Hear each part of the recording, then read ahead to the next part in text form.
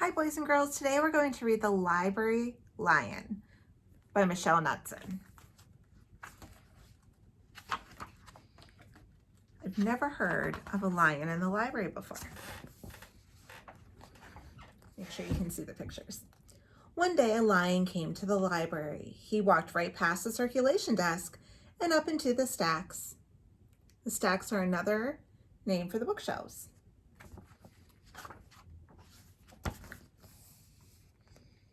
Mr. McBee ran down the hall to the head librarian's office. "Miss Merriweather," he called. "No running," said Miss Merriweather without looking up.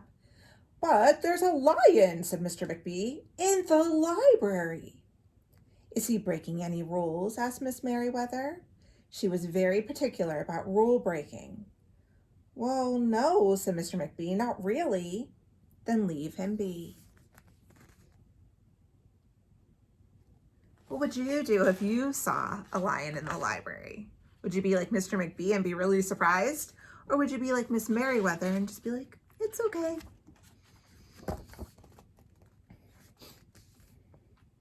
The lion wandered all around the library. He sniffed the card catalog. He rubbed his head against the new book collection. Then he padded over to the story corner and went to sleep. No one was sure what to do. There weren't any rules about lions in the library. Everybody looks very surprised.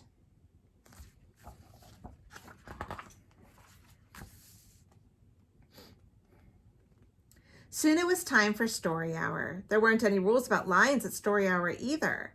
The story lady seemed a little nervous, but she read out the first book's title in a good, clear voice.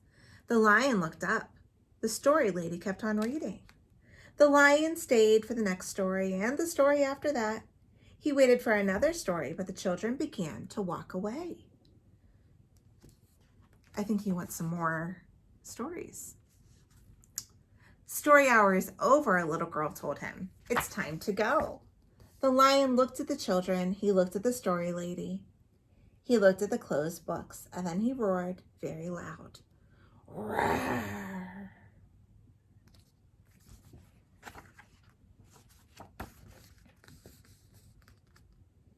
Miss Merriweather came striding out of her office. "Who is making that noise?" she demanded.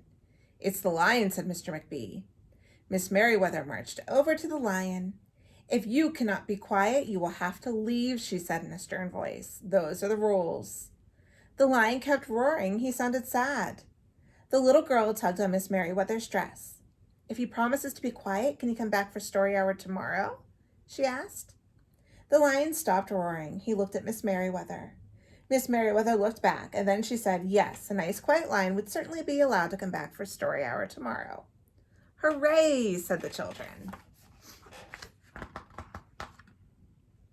The next day, the lion came back. "You're early," said Miss Merriweather.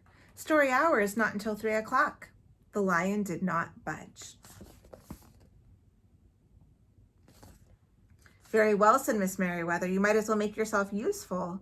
She sent him off to dust the encyclopedias until it was time for story hour. So he is dusting and cleaning. The next day, the lion came early again, and this time Miss Merriweather asked him to lick all the envelopes for the overdue notices. So for all the books that are late, they send overdue notices, and he was helping out. Soon the lion began doing things without being asked. He dusted the encyclopedias, he licked the envelopes, he let small children stand on his back to reach books on the high shelves. Then he curled up in the story corner to wait for story hour to begin.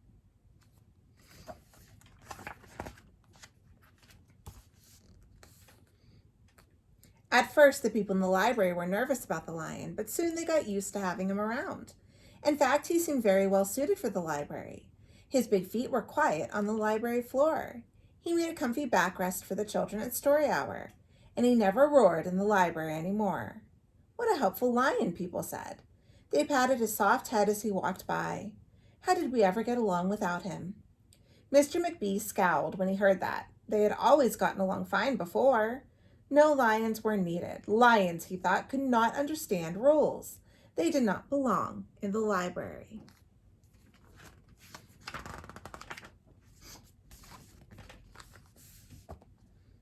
One day, after he had dusted all the encyclopedias and licked all the envelopes and helped all the small children, the lion padded down the hall to Miss Merriweather's office to see what else there was to do. There was still some time left before story hour. "Hello, Lion," said Miss Merriweather. "I know something you can do. You can bring a book back to the stacks for me. Let me just get it down now from the shelf." Miss Merriweather stepped up onto the step stool. The book was just out of reach. Miss Merriweather stood on her toes. She stretched out her fingers. "Almost there," she said. Then Miss Merriweather stretched a little too far.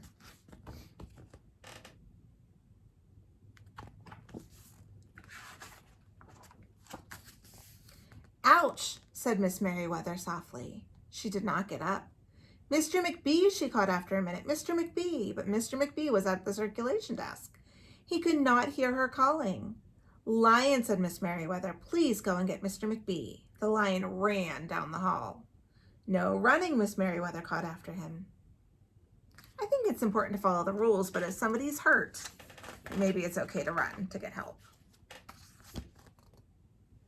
The lion put his big front paws up on the circulation desk and looked at Mr. McBee. "Go away, Lion," said Mr. McBee. "I'm busy."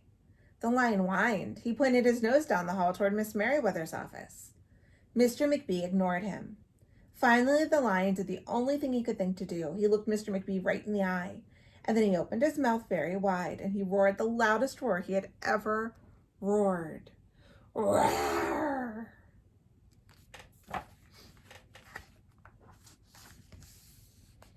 Mr. McBee gasped. "You are not being quiet," he said to the lion. "You are breaking the rules." Mr. McBee walked down the hall as fast as he could. The lion did not follow him. He had broken the rules. He knew what that meant. He hung his head and walked toward the doors. Mr. McBee did not notice. "Miss Merriweather," he called as he walked. "Miss Merriweather, the lion broke the rules. The lion broke the rules." Oh, the lion looked so sad. He burst into Miss Merriweather's office. She was not in her chair. "Miss Merriweather," he asked. "Sometimes," said Miss Merriweather from the floor behind her desk. "There's a good reason to break the rules, even in the library. Now please go call a doctor. I think I've broken my arm."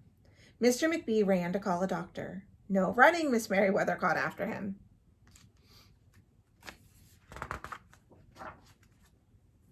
The next day, things were back to normal, almost.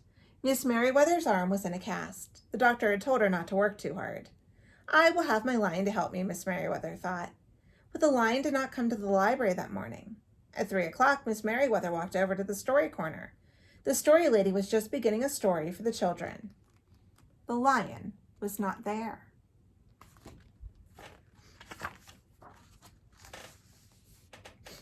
People in the library kept looking up from their books and computer screens, hoping they would see a familiar furry face, but the lion did not come that day.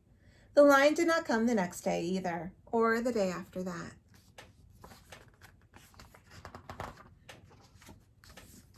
One evening, Mr. McBee stopped by Miss Merriweather's office on his way out. "Can I do anything for you before I go, Miss Merriweather?" he asked her. "No, thank you," said Miss Merriweather. She was looking out the window. Her voice was very quiet, even for the library. Mr. McBee frowned as he walked away. He thought there probably was something he could do for Miss Merriweather after all.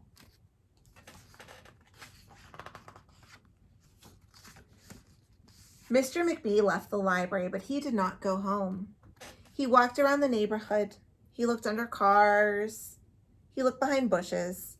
He looked in the backyard, trash cans, and tree houses.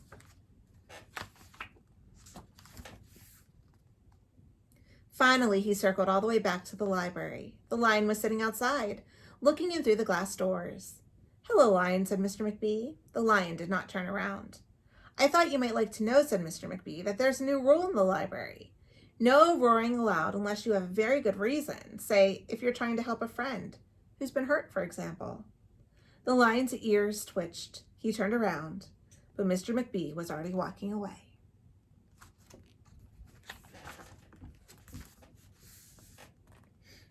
The next day, Mr. McBee walked down the hall to Miss Merriweather's office. "What is it, Mr. McBee?" asked Miss Merriweather in her new, sad, quiet voice. "I thought you might like to know," said Mr. McBee, "that there's a lion in the library." Miss Merriweather jumped up from her chair and ran down the hall. Mr. McBee smiled. No running, he called after her. Miss Merriweather did not listen.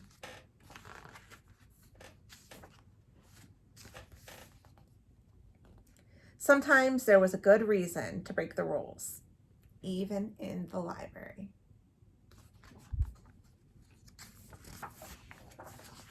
The end. I think it's neat that there was a lion in that library. I don't know what we would do if we had a lion in ours, though. Do you think that would be very safe? I'm not so sure. Have a great day.